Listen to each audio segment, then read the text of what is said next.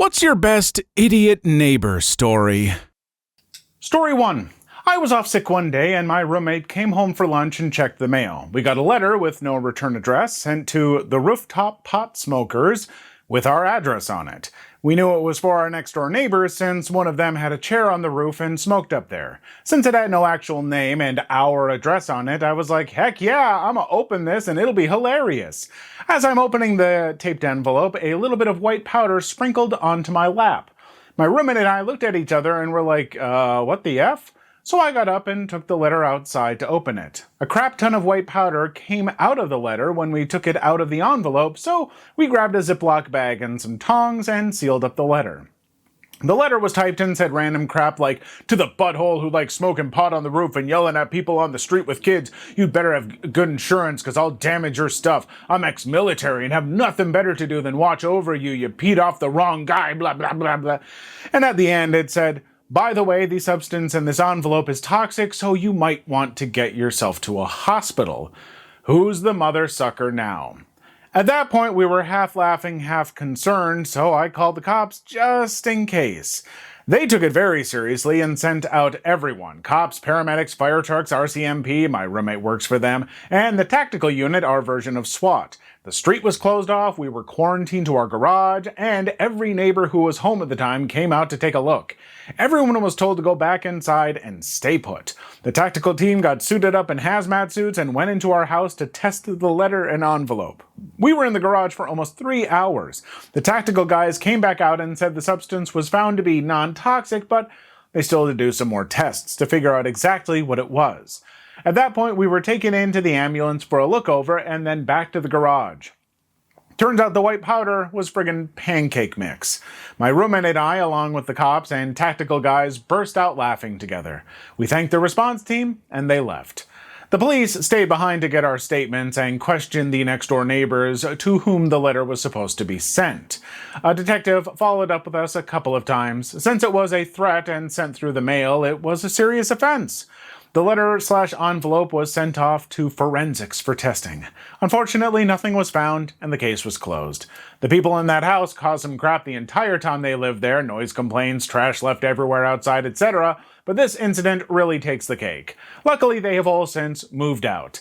D-bags. I mean, pretty wild story. That would have been very concerning and then very funny as it was for you afterwards, but I'm a little bit confused as to why this makes those neighbors D-bag, they weren't the ones who did this. They weren't the one, they were going to be the victims of this incident. And granted, the guy being on the roof and shouting at people was the cause of this letter, but I still don't think you can place most of the blame on them for this one. So I don't know if this one takes the cake for them in my book.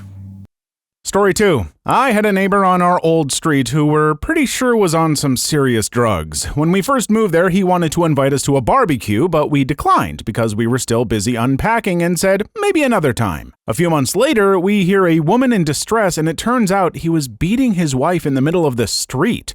We called for her to come over here so she could call the police or whatever. The wife left him, and some drama between both of them throughout the years. It's irrelevant to us, though. Because our family helped his wife, we were his enemy, and he harassed us multiple times throughout the years. We'd call the police, and they'd come out and basically have to stop him for a time. At one point, he bought a megaphone and started yelling threats and swears at us. Another time, he started driving his motorcycle around our neighborhood to annoy us and then used the motorcycle's back tire to throw dirt and rocks at our car. We called the police, who told him, "Don't do this again."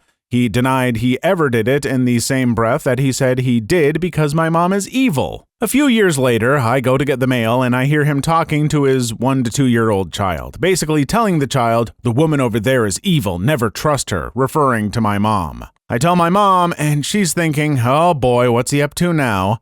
Later that afternoon, he drives by our house very slowly and stops, staring into our living room window. He later goes home and uses his megaphone to insult my mom and yell threats at us again. One specific threat being, "You better not leave your kids alone or something will happen to them." My mom calls the police. They recommend a restraining order. The next day, and his wife calls us saying her kids heard him saying he was going to get a restraining order against us. We filed one at the same time, so we had the same court date.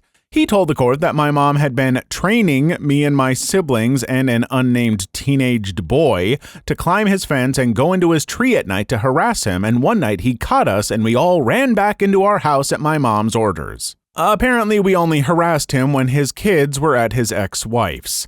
He basically spouted insanity throughout the entire court hearing, and the judge asked for our side of the story, and we told him.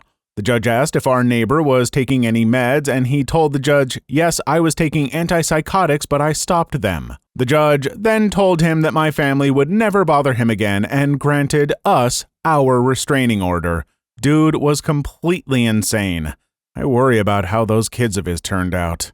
I hate to say it, but that neighbor sounds like a pretty awful person. Like, to be turning his kids against you and, like, to yelling at you with a megaphone and stuff, that is the behavior from, like, a sitcom, a bad sitcom, but with an actual person who's just being really kind of gross and probably messing up his kids and everything, and just also clearly a bad person, so, sorry I had to live by someone like that.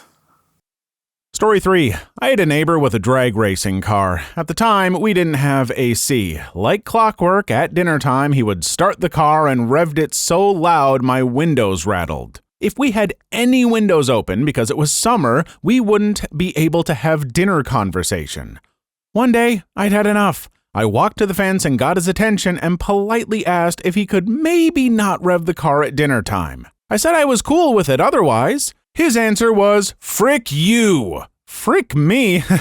Okay, I went inside and called the police and filed a noise complaint.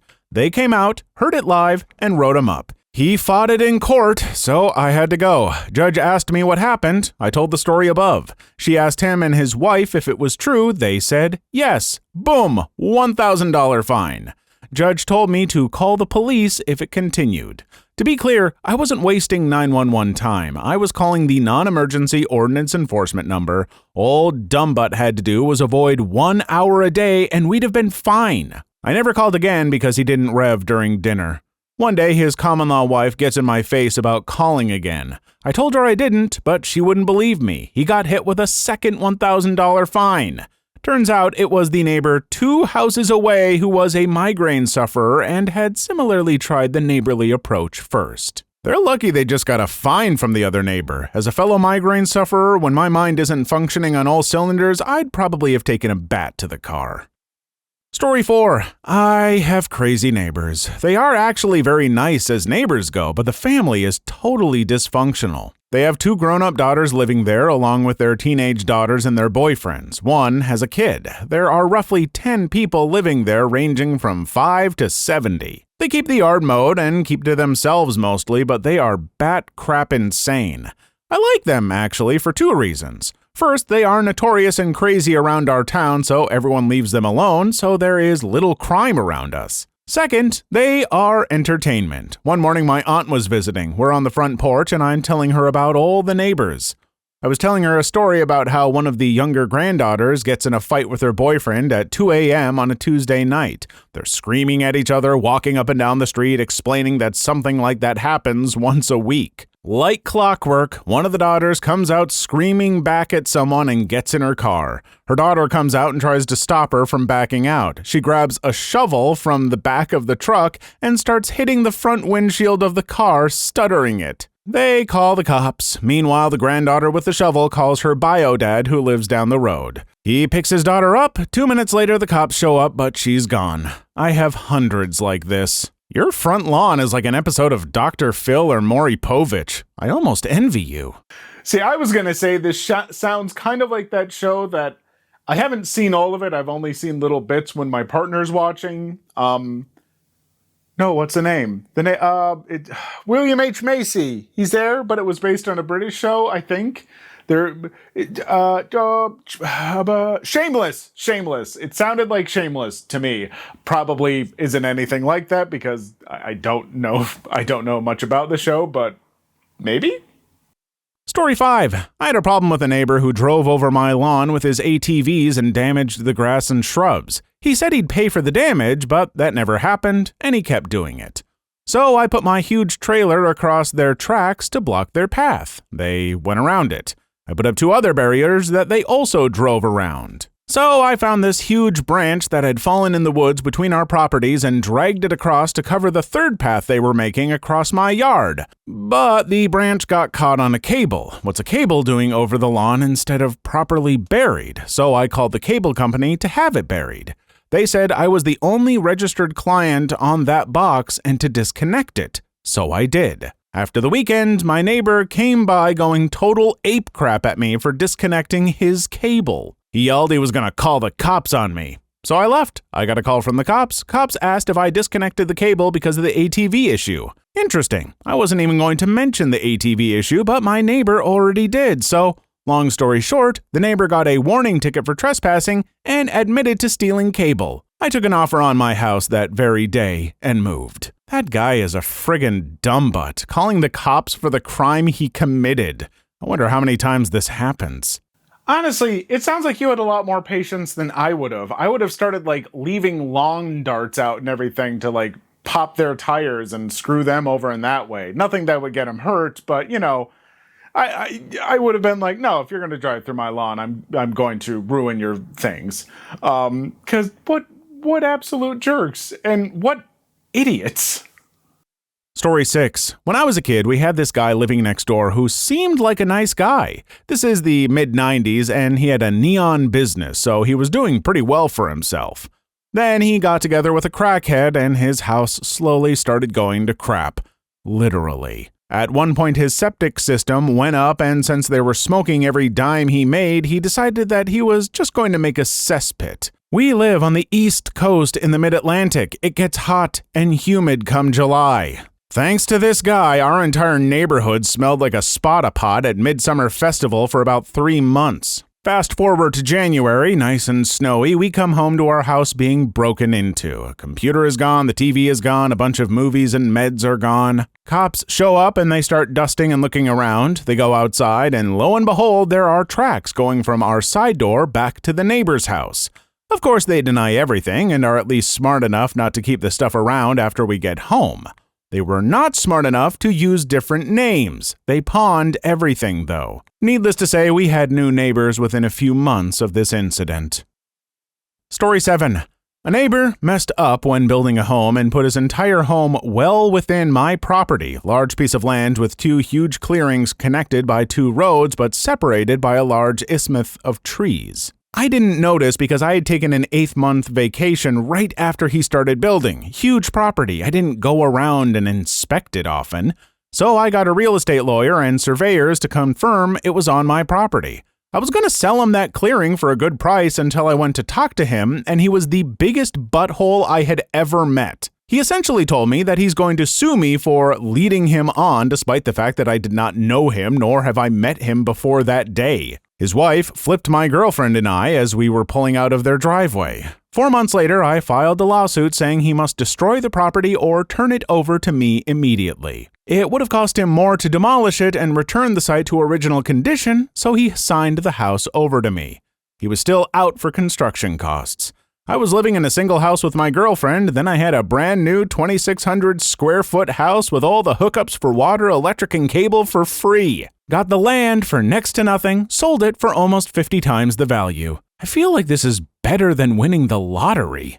Okay, this is one of those stories where I just have kind of a hard time believing that over these months, the people managed to build a complete 2,600 square foot house on your property and then were basically told they either had to demolish it or give it to you. I feel like there has to be some other middle ground there. I don't know if I can believe this or not. I would love some evidence about it if it was real, because that's wild. Story 8. When I lived with my parents, we had a knock at the door one day from our neighbors across the road. They told us a story that resulted in their car getting stolen the night before. Apparently, the wife had seen a strange-looking man wandering around the street late at night. He had apparently been looking into car windows which were parked on driveways, including our cars. The next morning, their BMW was gone, including the keys which were hanging by the front door of their house. They assumed the strange man looking in car windows had somehow fished the keys from the house via the letterbox. The whole thing sounded very strange. To not call the police when a man is literally peering through car windows on people's driveways was strange enough. Months later, the neighbors got a divorce and sold their house. Turns out they'd made the whole thing up and had dumped the car for the insurance as they had fallen on hard times. Apparently their crappy story hadn't held up well and they were found out. Who broadcasts a story like that? Why make yourself look stupid for not calling the police when seeing a strange man eyeing up cars, then tell all the neighbors about the man? Story 9. Back in high school, one of our neighbors moved away and their house sold to this older woman and her mostly grown sons. She was a strange one. She cut down every tree on her property because of the bad spirits in them. The sons seemed to be popular, having people drop by at all hours. All was relatively quiet until one day, while I was home alone, there was a knock on the door. Two gentlemen in very nice black suits and dark ties then identified themselves as FBI and asked me if we were ever approached by a crazy lady or her sons to buy anything. I basically replied that they are crazy and we don't talk to them, they don't talk to us. They hand me their business card, then proceed on to the next house. I look out the window and I see 5 blue Ford Tauruses, 3 red Ford Astro vans, and 1 Viacom truck that was being loaded box after box from the neighbor's garage. Turns out the sons were making those special cable boxes that got you all of the channels for free. After this, it was only the strange lady left in that house. Story 10. I live on a 50-plus acre New England farm. About 2/3 of it is wooded. After I'd been here for about a year, I was walking the boundary stone wall, about 10 feet on my side of the land. From a neighbor's yard, I hear a bellowing voice, "You better not be on my land!" I just replied, "I'm not, I'm on my own land." He yells back from somewhere in the trees on his side, "Just so you know, never step foot on my land!" Me. "Okay, we've got a deal, and you stay off mine, okay?" I hear a grunt. Then I ask, "By the way, is this deer hunting tree stand on my side of the wall?" At which point he exploded, "That stand has been there for 10 years!" You know, I seem to recall that there are laws in England about people being able to, walk through others people's, farmlands and property and stuff like that because, hey, it's just land and we're all connected and together and of course you can walk through my property. And I feel like it's people like this, you only really hear a lot about them in America where it's like, "Stay off of my land, it's mine!" And it's just, boy, people like that, I cannot understand. How miserable are you? Seriously, how absolutely miserable. Story 11. We live next to this big guy in an apartment building, front doors inside a hallway. Now, he was a nice enough guy, but he was always cleaning a puddle up in front of his apartment every other day. We always asked him if everything was all right, and he'd talk some incoherent crap about how he hates management. So, out of curiosity, I asked management when I happened to be in the rental office, and the lady rolled her eyes and said, "This idiot fills up his tub to the brim and sits his fat butt in the tub. The water, of course, floods his entire apartment and comes out into the hallway, and this idiot has the balls to blame us somehow." I pretty much said, "Geez, sounds rough," and scurried back to my place. If the tub story is really the truth, this guy must be dumb as rocks. Story 12. My neighbor is an overweight, middle-aged woman that seems to have a bad knee only when my kids are outside in the summer. If they're playing in my fenced-in backyard, she'll pretend to fall down so they can help her up. I went from, "Kids, you should help her, that's what neighbors do," to, "She fell again? It seems like she only falls when you guys are playing. She doesn't fall when I'm working in the garden," to, "If she falls again, come get me." When I started saying that, she seemed to be able to get up pretty quickly. I had to go over there in August and tell her that I can't have my kids helping her up anymore. They are 7 and 8 years old and they can't give her medical aid. I get that she's probably lonely, but 3 or 4 times a week I'd hear her yell, "Kids, kids, help me up, I fell again." Story 13. My dad had a neighbor when he was young that played his radio loudly all day, even when he wasn't home or was gone on vacation. Every time he left the house and his radio was still on, my dad would go and trip the circuit breaker to his condo. One day he sees my dad, who was an electrical engineer, and asked him why his breaker kept tripping. Was it faulty wiring? No, my dad explained. The loud radio was probably just putting too much strain on the circuit when left on all the time. My dad suggested he should try turning it down or off when he wasn't home and see if that fixed it. So the man tried it and surprise, surprise, the circuit breakers stopped tripping. He was very thankful to my dad for helping him with that annoying electrical issue. Genius. Look, I get that some people like to just have music going all the time. My partner likes to have music going all the time, and I think that's just fine. What she doesn't do is leave it blasting loud enough that our neighbors can hear and leave it on when we're not home, because that would be ridiculous. I mean, we leave some music on when we're not home for the dogs, but we leave it on very quiet for them because yeah, we're reasonable, considerate human beings. Like, you've got to know you're doing that, right? Story 14. Couple that lived across the hall from me fights often and loudly. One night the girl found something on the guy's phone that she found objectionable, either adult entertainment or evidence of cheating. Either way, she was yelling a lot about skanks and S's. So she throws his phone off the second floor balcony onto the concrete walkway below, where it shatters. Guy then goes back inside, grabs her phone, and does the same. Moral of the story is, an iPhone for an iPhone makes the whole world entertaining for the neighbors. Story 15. My constantly drunk neighbor came up with the brilliant idea that he could collect the leaves in the stone parking lot with his snowblower. He duct taped a plastic garbage bag over the discharge chute and off he went. It actually inflated the bag for a few moments until the stones started flying. He broke 3 windows on his garage door and splattered a bunch of cars in the lot. Crap my britches laughing. I could write a book on all the stupid crap I saw him do. Story 16. Neighbor before I bought the house every day would park but use a wide sweeping arc to get into his spot, over my lawn. After asking many times for him to stop, I put an enormous rock directly in the path on my own property. Lo and behold, he smashed into it hard. After threatening to sue very loudly and forcefully, I informed him I'm a lawyer and he damaged my rock on my property and is liable for all the damages to my brand new rock. He stopped driving on my lawn after.